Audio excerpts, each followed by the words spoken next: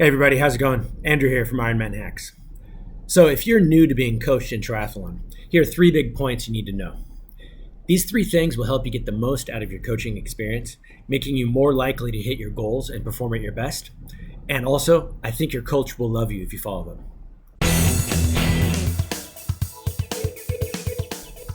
But before I start, I want you to hit the like button right now. I'm waiting. Okay, thanks. All right, so the first of the 3 things that you need to know about is compliance. So this is basically following the training plan that your coach gives you. This not only makes you more likely to hit your goal, but it makes it way easier for your coach to plan for you. If your coach sees that you're hitting all your workouts, he or she can then reliably schedule in your next week or 2 confidently, leading to cleaner and smoother builds to your peak and builds to your best. Going deeper, you also need to read the descriptions and notes for each workout. If your coach is asking you to run on hills at a certain time of day with nutrition or not, or maybe at a certain cadence or whatever, you should follow those parameters. That kind of guidance is what you need for your own good, because your coach will be prescribing you things that you need to work on based on your past workouts.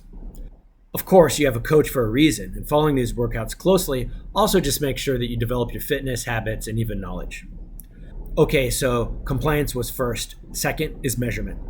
Being compliant is a start, but just marking the workouts done, that's not enough.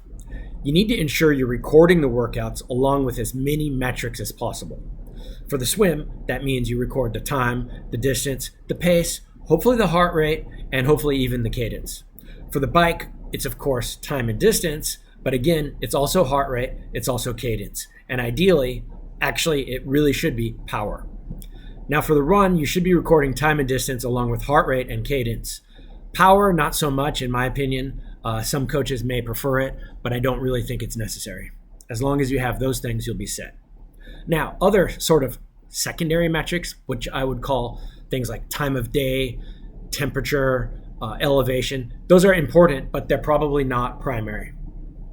Anyway, the implications of this is that you need to have the proper equipment in the first place. Ideal would be the following: a Garmin watch, or similar, like Polar or Wahoo. This should be used on the swim and the run. A separate heart rate monitor. Now, you know there's a wrist one in here, which should be kind of okay, but it's not very accurate for intervals or for high, like really short and fast speed work. I would say you need to get a chest strap or an arm strap. Second thing you need is a bike computer, or again, it could be a Wahoo or another brand for outdoor training. You want to wear your heart rate monitor with it, which you should already have. Along with that, of course, you need a bike, but you also need a power meter for most accurate measurement and to ensure your workouts are optimal.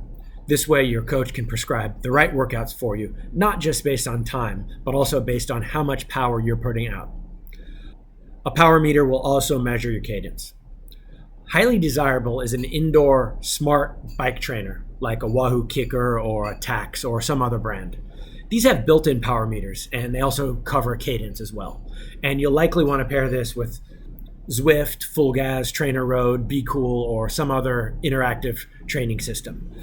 That'll require a paid subscription, and will also require that you run that off of some app, which means you need another device like a computer, an iPad, an Apple TV, or some other thing to power it. But that's a different discussion.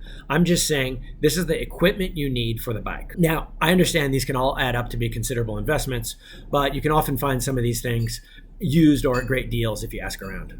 The third thing is reporting. But in order to report, you have to record. You have to record all your workouts.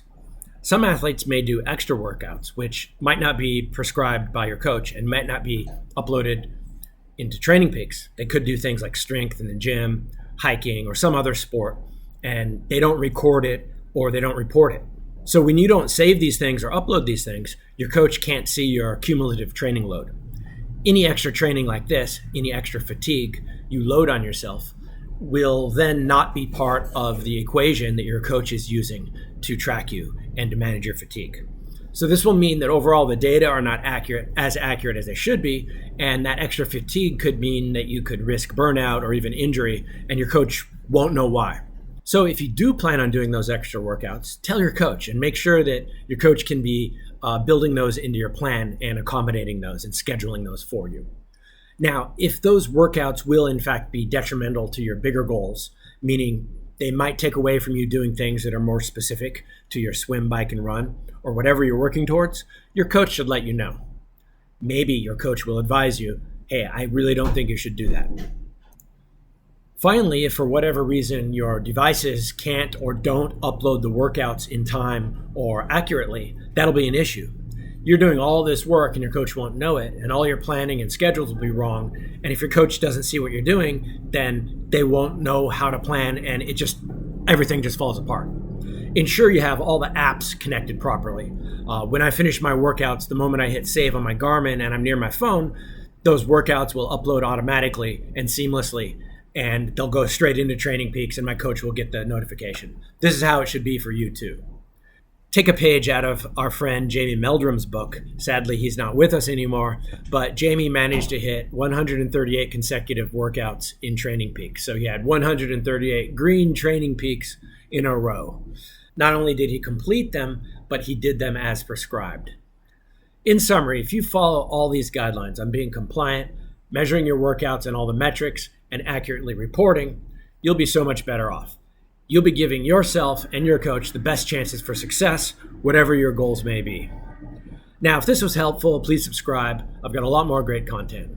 And if you have any questions or thoughts, post them in the comments right below, and I'll try to answer them myself personally. Thanks, and see you on the next one.